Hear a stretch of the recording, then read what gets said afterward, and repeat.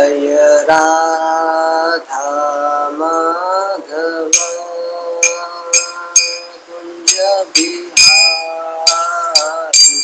जय राधा माधव कुंज बिहारी। जय गोपी जन वल्लभा गिरिवरधारी। जय गोपी जन वल्लभा गिरिवरधारी।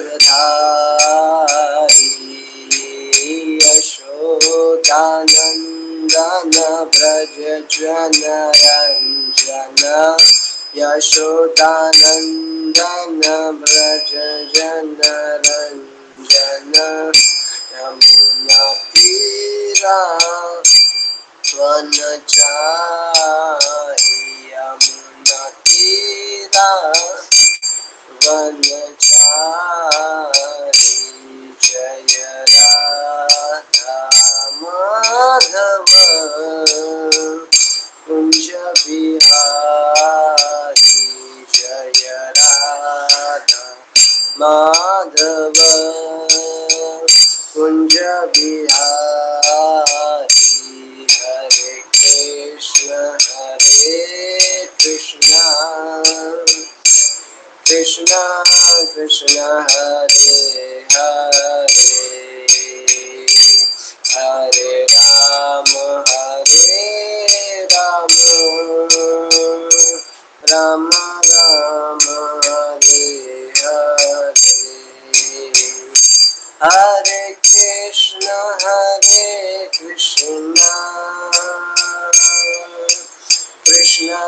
कृष्ण हरे हरे। हरे राम राम राम हरे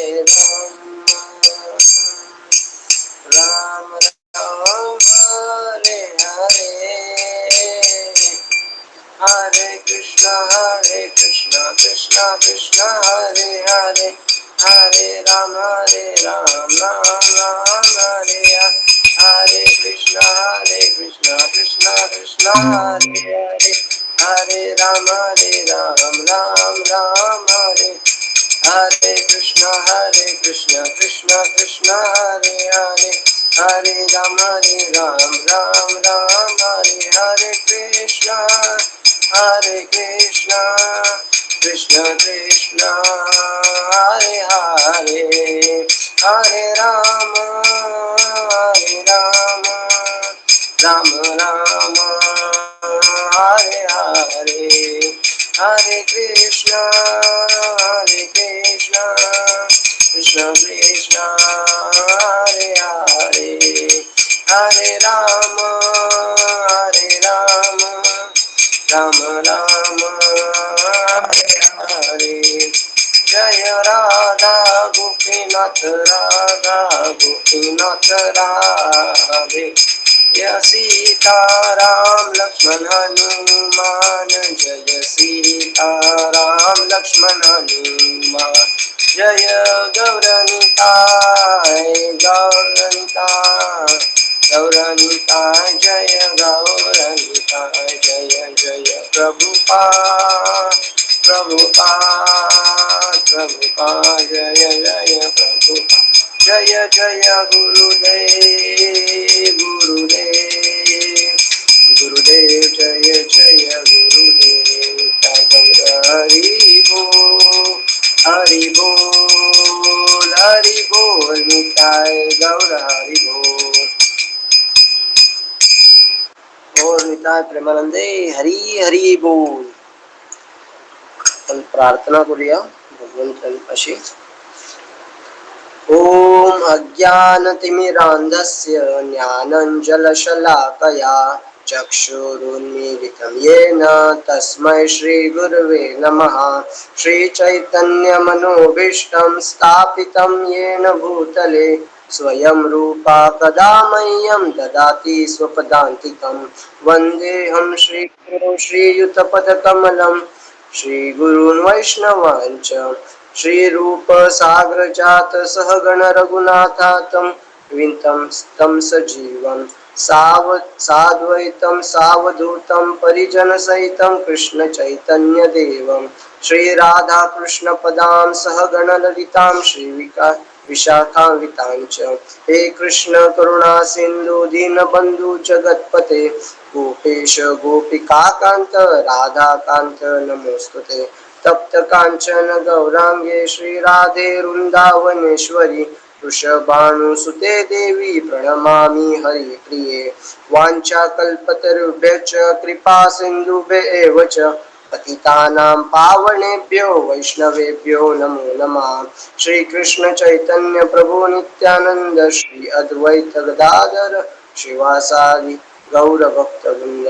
हरे कृष्ण कृष्ण कृष्ण हरे हरे, हरे राम राम राम हरे हरे। हरे कृष्ण कृष्ण कृष्ण हरे हरे, हरे राम राम राम हरे हरे। हरे कृष्ण।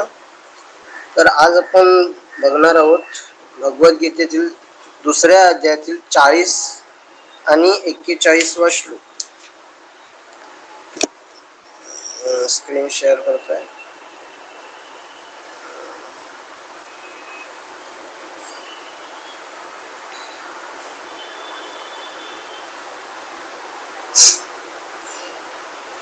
दुसऱ्या अध्यायातील 40 आणि 41वा श्लोक।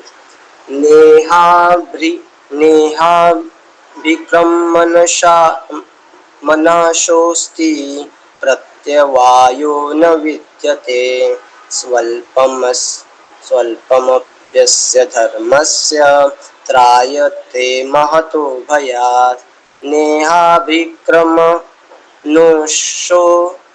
नाशोस्ति प्रत्यवायो न विद्यते स्वल्पमप्यस्य धर्मस्य त्रायते महतो भयात्। या प्रयत्नात कोणतेही नुकसान किंवा ऱ्हास नाही आणि या मार्गातील अल्प प्रगतीनेही मनुष्याचे मोठ्या भयंकर भयापासून संरक्षण होऊ शकते।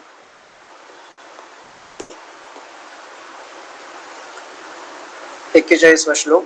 व्यवसायात्मिका बुद्धि रेकेहं कुरु नंदन बहुशाखा यन्नताश्च बुद्धे यो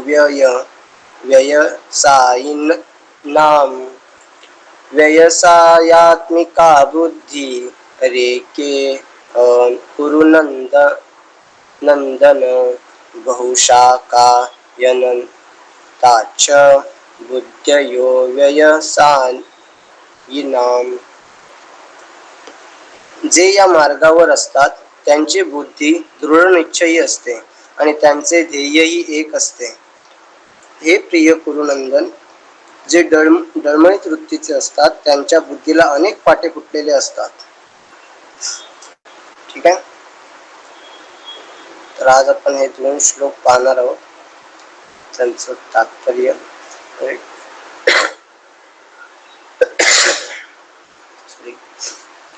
मग 41व्या श्लोकात म्हणजे आतापर्यंत आपण थोडी एक रिकॅप घेऊ, म्हणजे कुठपर्यंत आपण आलो, कारण खूप जण अटेंड करत असतील करत असतील त्यांच्यासाठी की भगवंत पहिला आधी म्हणजे अर्जुनची व्यथा ऐकून अर्जुनच्या प्रश्नांना आता सॉल्व्ह करतायत एक एक करून। आणि पहिला आधी भगवंतांनी या भौतिक स्तरावर कशी जर म्हणजे कुठची कार्य करायला पाहिजेत, भौतिक स्तराचा जरी विचार केला असता तरी तुला आपल्याला कुठची कार्य करायला पाहिजे, म्हणजे आपला धर्म कुठचा आहे ते योग्य ओळखून। आणि त्याच्यानंतर आता भगवंत एक पायरी वरती चढले आहेत की आता भगवंत आत्म्याच्या म्हणजे लेवलवर बोलून आता म्हणजे पहिलं कसे बोलत होते की तुझ्यासाठी काय चांगलं आहे, म्हणजे स्वतःसाठी। म्हणजे भगवंत सांगतात अर्जुनला की हे कर ते कर, याने तुला आनंद भेटेल आणि तुला हे भेटेल ते भेटेल। पण गेले 5च्या श्लोकात जर तुम्ही 5चे व्हिडिओ पण पाहिला असेल तर भगवंत आता काय सांगतायत की आता तू आनंदाचा आणि दुःखाचा विचार करू नको। जर तू त्याच्यात राहिलास तर तुला अजून दुःख भोगावं लागणार, कारण जर तुझी इच्छा असेल मग ते कर्म बनतं कर्म बनलं की मग तुला फेडायला भोगायला यावं लागणार, कुठचा नाही कुठचा जन्म घ्यावा लागणार, परत फेड करावी लागणार. जर आपण सर्व इच्छा मनात ठेवून जर कुठचं काम करत असेल असो, पण जर कर्तव्य भावनेने कुठचं जर काम करत असो आपण आपली ड्युटी म्हणून, मग त्याच्यातून मला आनंद भेटेल दुःख भेटेल हा विषयच आपण काढून टाकायचा आहे. मग त्याने काय होईल, आपल्याला हे कर्म करणं ही माझी ड्युटी आहे म्हणून मी करतोय. मग त्यामुळे काय होईल, की आपण कर्मबंधनात अडकणार नाही. मग आता भगवंत काय सांगतात, की असं जो माणूस करतोय की जो आपलं कर्तव्य काय आहे समजून, ते कर्तव्य म्हणजे समजून आणि त्या कर्तव्य पार पाडतोय, मग त्याच्यात दुःख सुख याचा तो विचार करत नाही. मग असा जो माणूस करण्याचा प्रयत्न जरी करतोय, म्हणजे त्याचं काय होणार आहे पुढे हे भगवंत सांगतायत. म्हणजे एक प्रश्न येऊ शकतो ना, की मी कर्मबंधनात नाही फसलो मुक्ती, पण याचं मागचं लॉजिक काय आहे, सायन्स काय आहे, एक डिटेल मध्ये पूर्ण. कारण प्रभुपाद पण आहेत ना, तर ते सायन्स म्हणजे विचार कसा आहे माहिती आहे सायन्सचा, की सायन्स जे त्याला माहिती आहे ते मान्य करतं.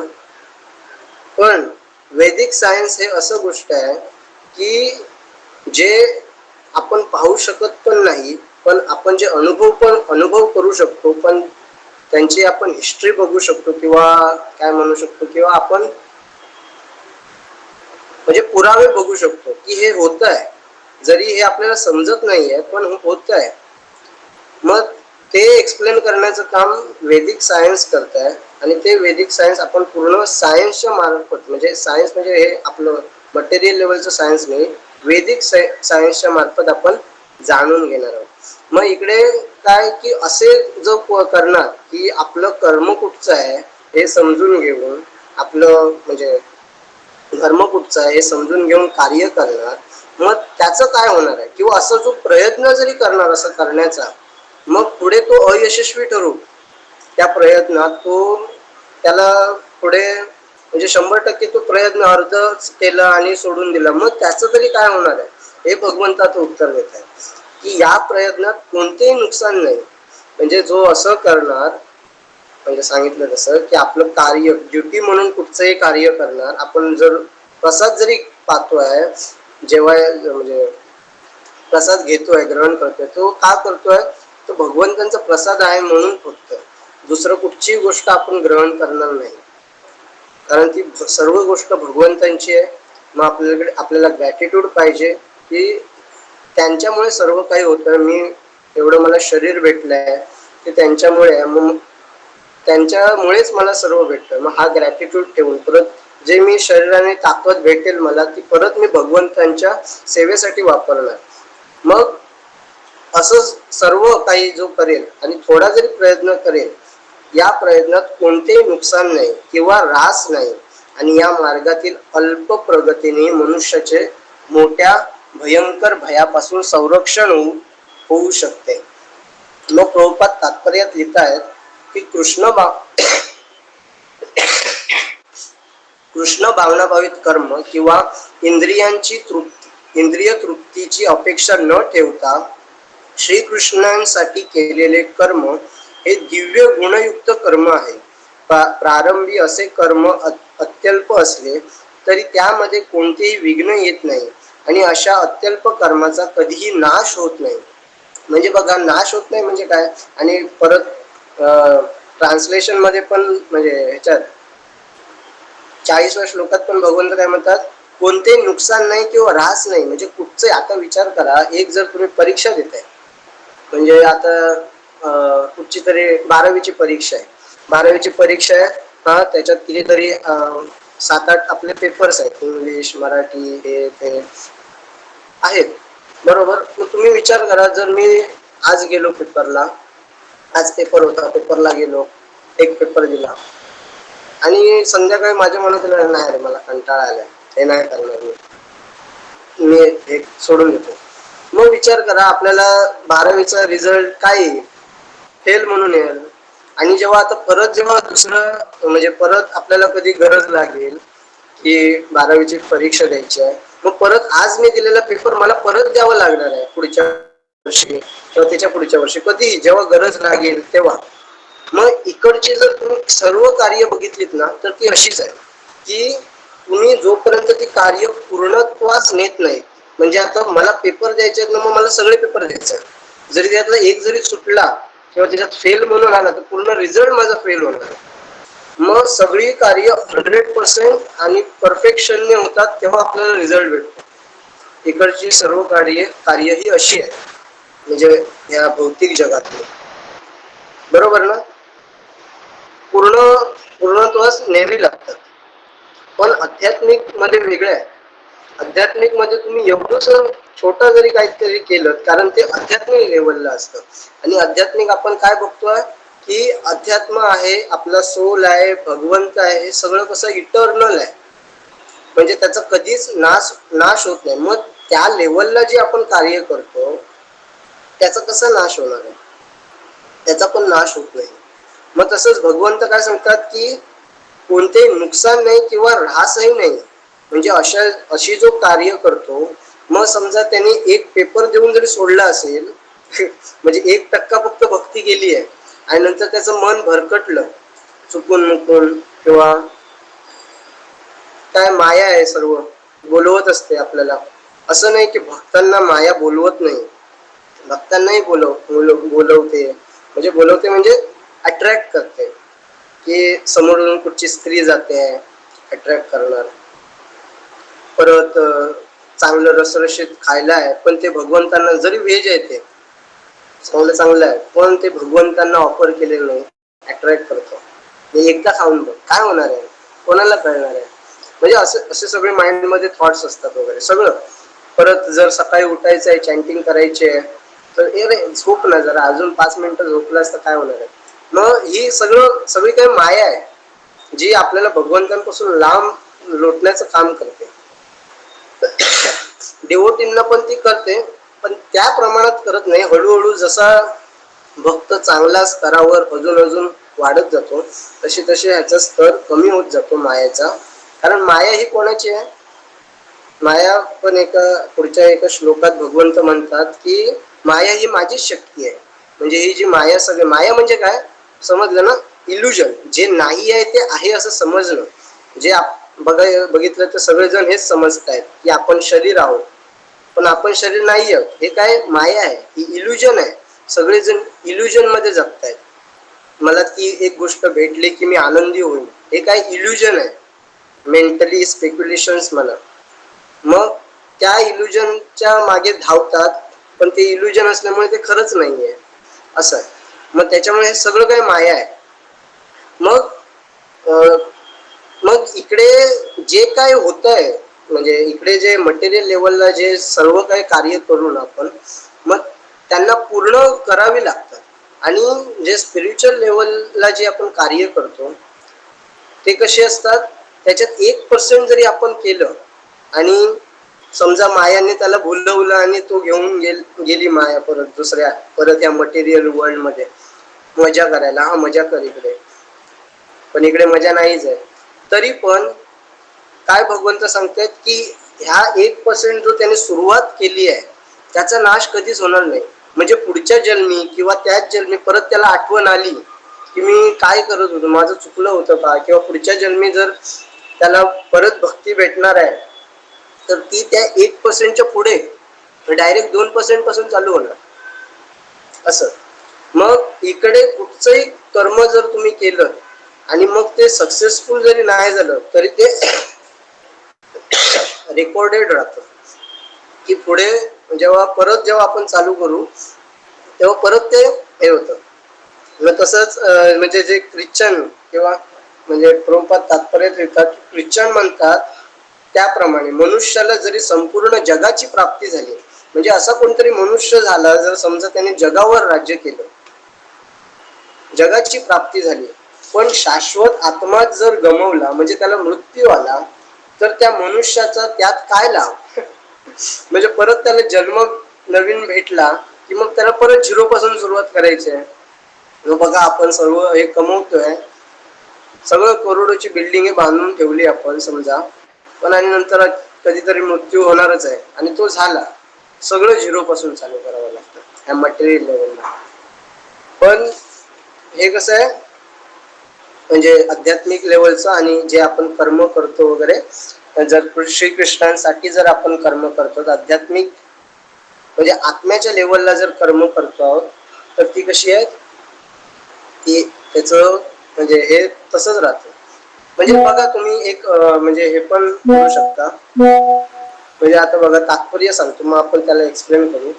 भौतिक कर्मे आणि त्यापासून होणारी फलप्राप्ती यांचा शरीराबरोबरच अंत होतो, परंतु कृष्ण भावनेने केलेले कर्म मनुष्याला शरीराच्या नाशानंतरही कृष्ण भावनेकडे घेऊन जाते.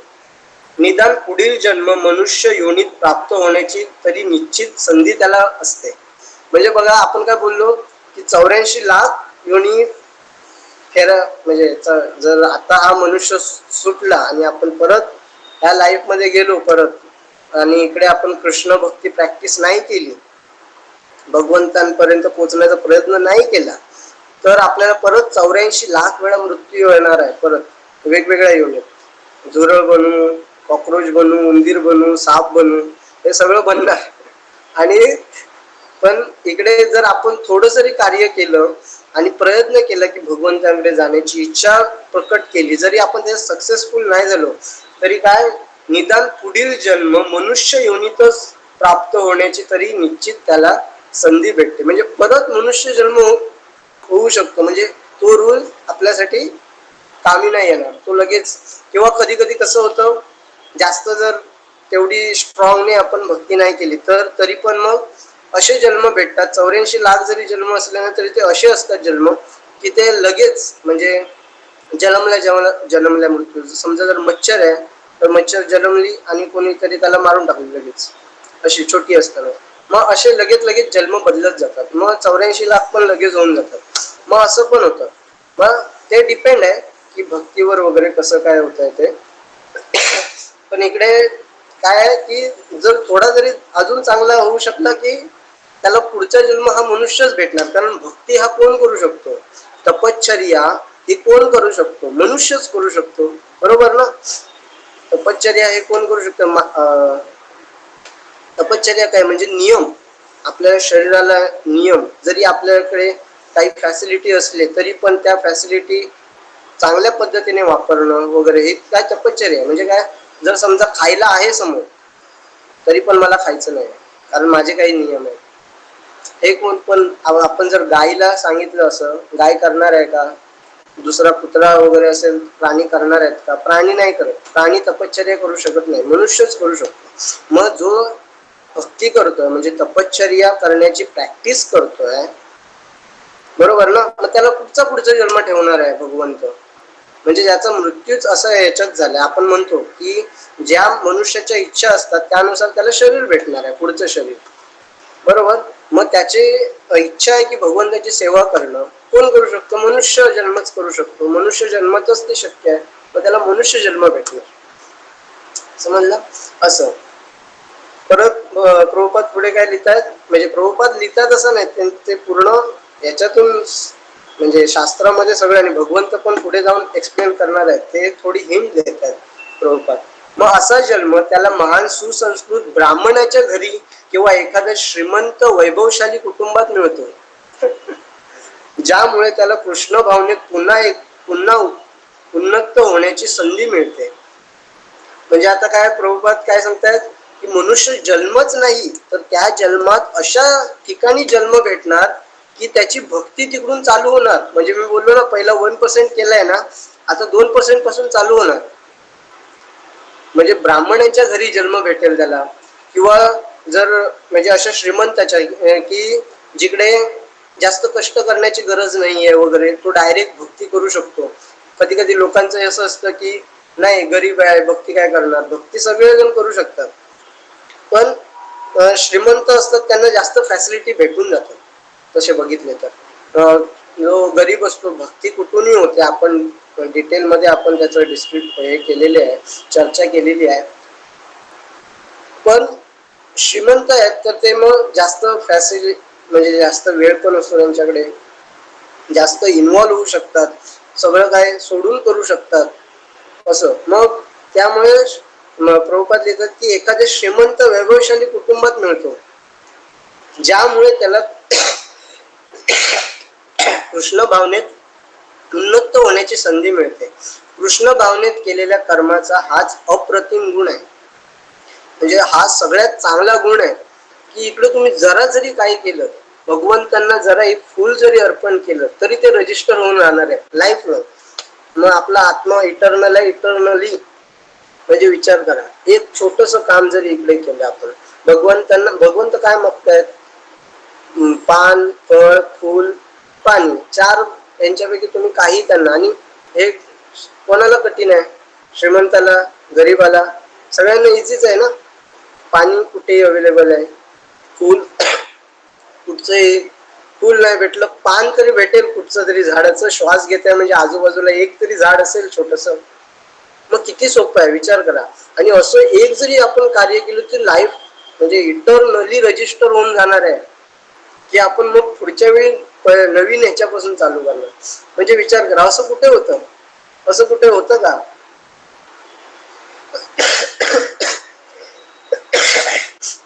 मग असं आहे. आणि एक विचार असा पण येतो बघा, इकडे तुम्ही आता आलेला आहात, इकडे तुम्हीच का आहात? बरोबर आहे ना. इकडे आता बघा, मी ज्या बॅकग्राऊंड, आता माझा एक स्वतःचा एक अनुभव घ्या की मी माझ्या ज्या बॅकग्राऊंड मधून येतो, प्रेमसागर हे आमच्या गावचे आहे, दुर्वांकूर आमच्या गावचा आहे, ओंकार आमच्या आहे, परत देवदत्त आमच्याच म्हणजे पट्ट्यातला आहे पण जरा लांबचा आहे, कुडाळ साईडचा आहे. मग विचार करा, जर देवदत्ताला जास्त माहिती नसेल पण यांना माहिती असेल की माझ्या गावात कृष्ण भक्ती करणारे किंवा व्हेजिटेरियन तरी असणारे किती लोक आहेत. यांनी जर एक जरी लोक असतील तर यांनी हात वर करायचा. एकही नाहीये. डेली मच्छी खाणारे किंवा मांसाहार करणारे आहेत. काही काही जण वार एक वार सोडून दुसरा वार असे वार ठरवून करतात. म्हणजे आमचं पण घरी तेच असायचं आधी. पण हे आहे, पण मी कसा आलो कृष्ण भक्तीत? समजतंय की आता माझ्याकडे एन्व्हायरमेंट पण नाही तसं की कोणतरी मला प्रोव्हाइड करेल की बाबा हे असं असं असतं, असं असं करायला पाहिजे. नाही, कोण नाही सांगणार आहे. एक मित्र पण नाही माझा. मग मी इकडे कसा आलो? हेच आहे की काहीतरी गेल्या जन्मी भगवंतांच्या कृपेमुळे मी काहीतरी केलं असणार. मग त्याच्यामुळे भगवंतांनी या जन्मी एक एक चान्स दिला की नाही, इकडून आता सुरुवात कर. बरोबर. आपण यांचं पण उदाहरण घेतलेलं, ते प्रभुपादांचे जे गुरु आहेत, प्रभुपादांचे गुरु, आता नाव मला आठवत नाही, प्रभुपादांचे आपण लेक्चर घेतले त्यांच्यावर.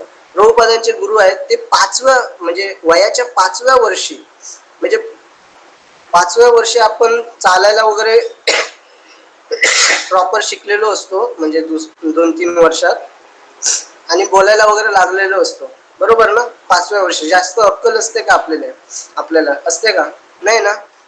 ती व्यक्ती 5व्या वर्षी ठरवते की मी आजपासून आंबा खाणार नाही, कारण आंबा मी भगवंतांना ऑफर न करता मी ग्रहण करण्याचा प्रयत्न केला, फक्त खाला पण नाही, प्रयत्न केला फक्त. आणि माझा अपराध झाला आंब्याच्या प्रती आणि भगवंतांच्या प्रती. का? तर आंबा हा या पृथ्वीवर जन्म का आंब्याचा झालाय, तर भगवंतांना एके दिवशी ऑफर होईल मी, म्हणून आंब्याचा जन्म झालाय. मग माझा याच्या प्रती अपराध आहे, मग मी आयुष्यभर आंबा खाणार नाही. विचार करा, ही गोष्ट 5वीत म्हणजे 5वीत पण नाही, 5व्या वर्षी, वयाच्या 5व्या वर्षी. म्हणजे विचार करा, कुठे ही बुद्धी कुठून आली?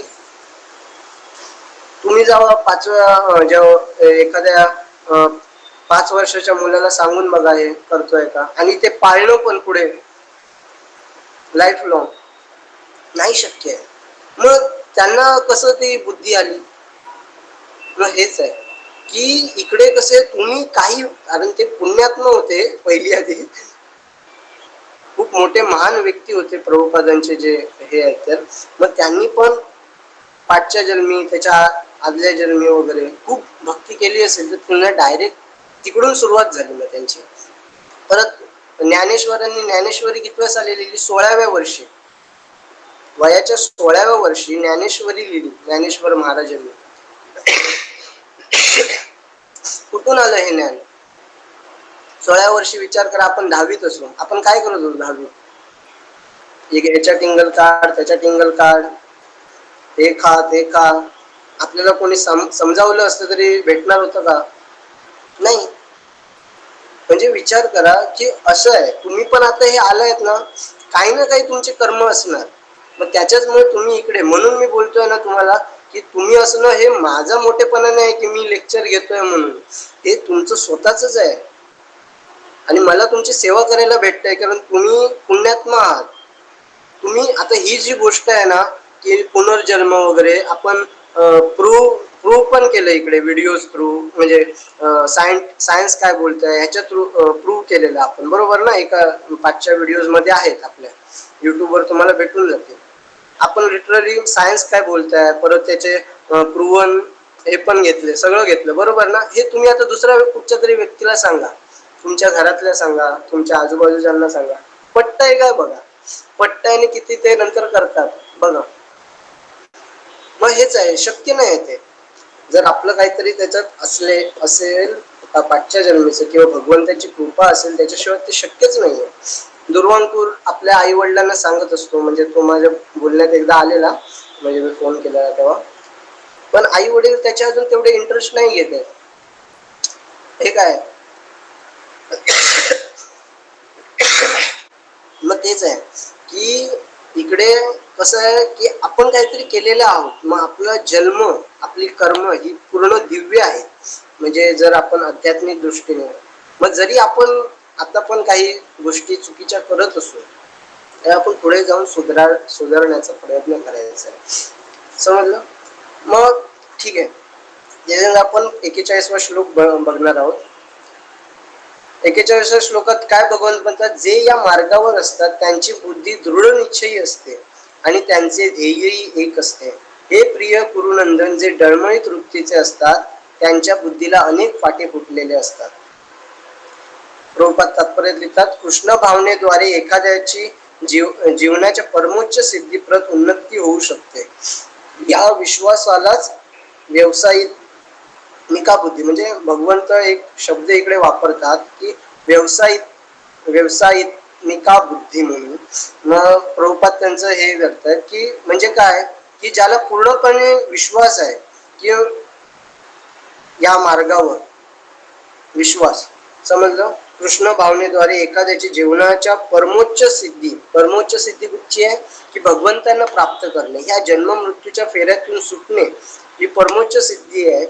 आणि भगवंतांना प्राप्त करणे या विश्वासालाच व्यावसायिका बुद्धी असे म्हटले जाते. कृष्ण भावनेत स्थित झालेल्या व्यक्तीच्या सर्व क्रिया परमपूर्ण स्तरावर असतात, कारण कृष्ण भावना भावित कर्म हे चांगले आणि वाईट या द्वंद्वांच्या पलीकडे असते. इकडे काही चांगलं काही वाईट हे विषयच येत नाही की काय आपल्याला करायला पाहिजे, चांगलं आहे वाईट आहे. कारण चांगले आणि वाईट हे गोष्टी आपण जशा बघितल्या की पर्स्पेक्टिव्हवर डिपेंड असतात. इकडून बघितलं तर बरोबर वाटतं आणि त्या साईडून बघितलं तर तिकडून पण बरोबर वाटतं. मग काय करायचं? अर्जुनला पण हाच प्रश्न पडलेला आहे, हेही बरोबर तेही बरोबर, हेही चुकीचं तेही चुकीचं. मग या द्वंद्वांच्या पलीकडे असतात. मग कृष्ण भावना भावित ज्या गोष्टी असतात ना, ह्या द्वंद्वांच्या पलीकडे असतात. म्हणून आता तुम्हाला समजत असेल थोडं की मी त्यावेळी बोलायचो एका वेळी की आध्यात्मिक गोष्टी कशा असतात की एकाच वेळी दोन्ही गोष्टी बरोबर असतात. म्हणजे एकीकडे खून करणे ही पण गोष्ट बरोबर आहे, same time same situation same everything, but खून करणं हे चुकीचं, हेही बरोबर. मग असं आहे. मग इकडे म्हणजे आता तुम्हाला थोडंफार अंदाज येत असेल की मी काय बोलत होतो त्यावेळी. कारण कार्य करणे हे इम्पॉर्टंट नाही आहे, कुठच्या ह्याच्यात कार्य केलेले आहे. समजलं? की कुठच्या भावनेमध्ये ते कार्य केलेली आहे ही इम्पॉर्टंट आहे. मग त्याचमुळे ही आता स्टोरी तुम्ही डायरेक्ट लिंक करू शकता की मी एक स्टोरी सांगायचो की जेव्हा श्रीकृष्ण वृंदावन सोडून जाणार होते तेव्हा ते यांना सांगतात, कोणाला? म्हणजे ज्या गोपीज असतात ते त्यांना थांबवण्यासाठी एक मुनी आहे त्यांच्याकडे जातात. आता नाव मी विसरलो त्यांचं, माहिती आहे ना ती स्टोरी, आपण इकडे कव्हर केलेली आहे. मग तिकडे मी काय सांगितलेलं की श्रीकृष्ण काय ब्रह्मचारी आहे ते आपण तिकडे सिद्ध केलेलं, पण ते कार्य पण करतात कसे करतात की ह्याच्या छेड्या काढ त्याच्या छेड्या काढ, म्हणजे गोपींच्या वगैरे त्यांच्या पाप्या घे, म्हणजे असे सर्व कृत्य करतात आणि मग ते ब्रह्मचारी कसे. मग तसंच आहे इकडे कृती डिपेंड हे इम्पॉर्टंट नाही आहे, कुठच्या भावनेत केलेली आहे कृती. जरी कोण आता अर्जुनची इकडे इच्छा होती का त्यांना मारायची, नाही. अर्जुनची इच्छा होती का, नाही. भगवंतांची इच्छा होती, भगवंतांच्या इच्छेमुळे अर्जुन नंतर पूर्ण भगवद्गीता ऐकून नंतर तयार होतो, बरोबर ना. मग भगवंतांची इच्छा जी आहे ती जर आपण केली तर तो धर्म आहे, समजलं. मग इकडे बरोबर कुठचे आणि कुठचं चुकीचं हे विषयच येत नाही. त्यानंतर कृष्ण भावनाभावित व्यक्ती ही एक दुर्मिळ महात्मा आहे, कारण ती पूर्णतया जाणते की वासुदेव आणि श्री किंवा श्रीकृष्ण हे अस्तित्वातील सर्व गोष्टींचे मूळ आहे. ज्याप्रमाणे वृक्षाच्या मुळाशी पाणी घातल्यावर आपोआप सर्व पानांना आणि फांद्यांना पोचते, त्याचप्रमाणे कृष्ण भावनायुक्त कर्म केल्याने मनुष्य स्वतःचे कुटुंब, समाज, राष्ट्र, मानवता इत्यादींची सर्वोत्कृष्ट सेवा करू शकतो. इकडे काय की जर आपण मुळाला पाणी घातलं तर त्यांचे जे फांदे आहेत, परत फळं आहेत, पानं आहेत, त्यांना पाणी पोचणारच आहे, बरोबर ना. जर आपण मुळाला पाणी घातलं, जर आपण फांद्यांना पाणी घातलं तर पोचणार आहे सर्व, नाही पोचणार आहे. मग तसंच आहे, जर आपण श्रीकृष्णांसाठी कुठचं कार्य करतोय ना, मग तिकडे सर्वांचा, मग तिकडे देवदेवता पण आले वेगवेगळे, परत मनुष्य पण आले, समाज आला, राष्ट्र आली, मानवता आली, ह्या सर्वांचा सर्वोत्कृष्ट सेवा करू शकतो, कारण इकडे इच्छाच नाही आहे ना. आता बघा एखादा जर म्हणजे राजनेता वगैरे आहे, मग त्याची जर आता राजनेता आता बघतो आपण खूप सगळ्या म्हणजे लफड्यांतून वगैरे सापडतात, बरोबर ना. म्हणजे आर्थिक घोटाळे वगैरे हे काय आहे, तर त्यांचे एक मनामध्ये भाव असतो की इकडून पैसा कमवण्याचा, किंवा काही ना काही इच्छा असतात, सर्वांच्या असतात इकडे मटेरियल जगतात, बरोबर. सगळं काही जे काम करत असतात ते एका इच्छेने की मला याच्यापासून हा फायदा होणार आहे, मला याच्यापासून तो फायदा होणार आहे, म्हणून ती जी कर्म आहेत ना, मग त्यांचा फायदा पण आहे ना त्यांना, किंवा नंतर त्याच्यातून त्यांचं नुकसान, असंच होत असतं. मग कोणाला बाकीच्यांना फायदा होत नाही. आता लोक काय म्हणतात की अशा अशा नवीन नवीन संस्था पण आल्यात बघा, की इकडून श्रीमंतांकडून पैसा घ्या आणि गरिबांना वाटा, म्हणजे काय सगळे श्रीमंत होते, म्हणजे सगळे इकडची गरिबी संपून जाईल, म्हणजे असं. पण विचार करा, जो हे करतोय की जो ही संस्था स्थापन करतोय की श्रीमंतांकडून पैसा घ्या गरिबांना द्या वगैरे असं, नंतर त्याचाच नंतर स्वभाव बदलतो की थोडे आपण पण आपल्या खिशात टाकूया, असा विषय आहे. पण त्यामुळे नंतर परत होतं तसं चालू. सॉरी मला सर्दी झाली. मग तसंच आहे, जर कोण जर कृष्णा भावनाभावित होत नाहीये, जर आध्यात्मिक नॉलेज त्याला भेटत नाहीये, तर इकडचे कुठचेच प्रश्न सॉल्व्ह होणार नाही. आज बघा खूप सारे युनायटेड स्टेट्स आहेत, बरोबर ना. म्हणजे सगळे असे युनाइट झालेले देश आहेत. युनाइट आज एक हे पण आहे, म्हणजे काय एक काही संस्था पण आहेत अशा की सगळ्या देशांना घेऊन काम करत असतात. पण काही प्रॉब्लेम बदलले का, युद्ध होण्याची थांबली का, नाही. हे काय की सगळ्यांचे काही ना काही स्वतःचे मोटिव्ह असतात आणि ते मॅच होत नाही. जर आपण भक्ती करू, विचार करा, जर आपण भक्ती करू, कृष्ण भावनाभावित होऊ, सगळेच जर कृष्ण भावनाभावित असते तर सगळे प्रश्नच सॉल्व्ह झाले असते, कारण सेंटरमध्ये कोण होता असणार, कृष्ण. कृष्ण जर मध्ये आहे, सगळे कृष्णांसाठी, हा कृष्णांसाठी हे चांगलं आहे, कृष्णांसाठी ते चांगलं आहे. आता आपले कसे मोटिव्ह आहेत, हा माझ्यासाठी काय चांगलं आहे, त्याच्यासाठी त्याचा मोठं वेगळा आहे, दुसऱ्यासाठी या व्यक्तीसाठी त्याचा मोठं वेगळा आहे. प्रत्येकाचा मोठमोठं वेगळा आहे, मोठं म्हणजे ध्येय वेगळे आहे. सगळ्यांना आनंदी होण्याची. मग त्यामुळे काय होतात, प्रॉब्लेम्स क्रिएट होतात इकडे तिकडे, की त्याला काहीतरी वेगळं हवं, जास्त हवं. मग जी कृष्ण भक्ती आहे ना, मग ती त्याची प्रॅक्टिस कशी करायची, तर आध्यात्मिक गुरुच्या मार्गदर्शनाखाली. आणि मग जेव्हा सगळे कृष्ण भावनाभावित होऊ शकतील, तर तेव्हाच हे सगळे जग बदलू शकतं. नाहीतर हे असेच राहणार आहेत, भांडत राहणार आहेत, काहीच कोणाचंच भलं होणार नाही. पण जर कृष्ण भावनाभावित कोण झाला तर सगळ्या जगाचं, सगळ्या समाजाचं भलं होतं. समजलं. मग अजून प्रभुपाद तात्पर्यात अजून एक गोष्ट लिहितायत, की जर कृष्ण भावनाभावित होण्याची जर प्रॅक्टिस करायची असेल, तर आध्यात्मिक गुरु आहेत ना, त्यांना संतुष्ट केलं पाहिजे. जे आपले स्पिरिच्युअल मास्टर आहेत, मग त्यांना जर आपण संतुष्ट केलं, तर आपण डिरेक्टली श्रीकृष्णाला संतुष्ट केल्यासारखंच आहे. म्हणजे एक हे पण आहे की विश्वनाथ चक्रवर्ती आपल्या प्रसिद्ध गुरुवाष्टकाम मध्ये सांगतात, यस्य प्रसाद भगवत प्रसाद, यस्य प्रसादन गती कुतोपि,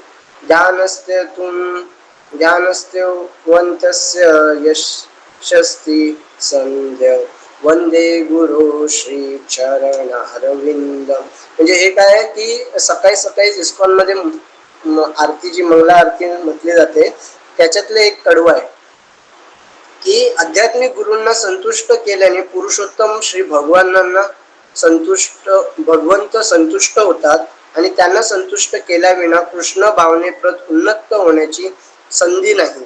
म्हणून त्यांचे दिवसातून 3 वेळा ध्यान करून त्यांच्याकडे कृपा याचना करणे, त्यांना सादर वंदन करणे आवश्यक आहे. मग म्हणजे समजलं ना, की त्यांच्याकडे शरण जाऊन त्यांना प्रत्येक वेळी आठवणीत ठेवून दिवसातून 3 वेळा त्यांचं ध्यान करून, कोणाचं गुरूंचं, मग आपण ते भगवंतांचंच ध्यान. कारण गुरु हे कोणाची करत असतात, म्हणजे कोणाचा संदेश पुरवत असतात, की श्रीकृष्णांचा. मग ते जरी वेगळे आहेत तरी ते संदेश जरी सेम असले तरी मग आपण गुरूंना जरी संतुष्ट केलं तरी ते श्रीकृष्णांना संतुष्ट करण्यासारखंच आहे. ठीक आहे. तर ठीक आहे, आपल्याकडे अजून 15 माझ्या यावेळी तयारी तेवढी झाली नाही होती. जर काय कोणाचा प्रश्न असेल तर त्याचा देण्याचा मी प्रयत्न करेन. जर मला उत्तर येत असेल तर देण्याचा प्रयत्न करेन, नाहीतर आपण नंतर त्याच्यावर चर्चा करू शकतो. जर काय कोणाचा प्रश्न असेल तर विचारा.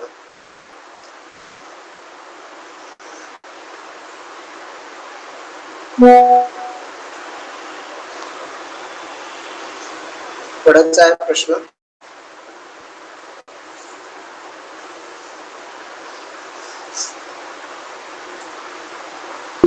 तर तुझा काहीतरी गेल्या वेळी प्रश्न होता. ओके, प्रेमसागर यांचं नाही आहे. गेल्या वेळी तुझा काहीतरी प्रश्न होता असं तू बोलत होतास, तर तो जरी तुला आठवत असेल तरी विचारू शकतोस. तोच क्लिअर झाला. ओके, तुम्ही बघा सगळ्यांची आपण ती उत्तर शोधायची गरज नाही, डायरेक्ट आपल्याला भेटतात. ठीक आहे. देवदत्त, तुमचा काय प्रश्न आहे? माईक चालू करून बोलू शकता, असं काय नाही. ओके, ठीक आहे. जर काही कोणाचा प्रश्न नाही तर आपण लेक्चर संपलं असं घोषित करू शकतो. ठीक आहे ना. मग आजपासून थोडी प्रॅक्टिस करा की जे काही करू ते स्वतःच्या स्वार्थासाठी नाही. भगवंत काही खाणार नाही आहेत, बरोबर ना. काय जेवण आपण दाखवतोय, काय करतोय त्यांच्यासाठी, मग ते त्याचा एकही फायदा म्हणजे ते घेणार नाही आहेत. जर आपण द्यायला पाहिजे त्यांना. समजलं. मग त्यामुळे काय होईल की आपली ही जी भक्तीची जी ही आहे, काय इन्कम आहे, ती वाढत वाढत जाईल. आणि हळू वाढत वाढत वाढत खूप मोठे आपण भक्त होऊन, आणि नंतर आपली या जन्म मृत्यूच्या फेऱ्यातून आपण सुटका होऊ शकते. नाहीतर हे असंच चालत राहणार आहे आणि असेच दुःख आपल्याला भोगत घ्यायचे आहे. ठीक आहे. थोडी थोडी प्रॅक्टिस करा. भगवद्गीता वाचन करा, जे काय तुमच्याकडून जमेल. दिवसाचं 2 पानं वाचा, बास झाली. समजलं. मग जेणेकरून दर दिवशी आपल्या कानावर श्रवण पडत राहील आणि मग ऍक्ट पण करायचं त्यानुसार की काहीतरी आपण चांगलं ऐकलंय ना, मग त्याचा आपण आपल्या जीवनात कसा वापर करू शकतो. नाहीतर ते ऐकल्याचा काय फायदा आहे, ते न ऐकल्याच्या बरोबरच आहे ना, न ऐकल्यासारखंच आहे ते. मग जे आपण ऐकतोय किमान तेवढं तरी आपण थोडस करण्याचा प्रयत्न करू शकतो. ठीक आहे. हरे कृष्ण. काय कोणाचा प्रश्न नाही आहे ना? ठीक आहे. हरे कृष्ण.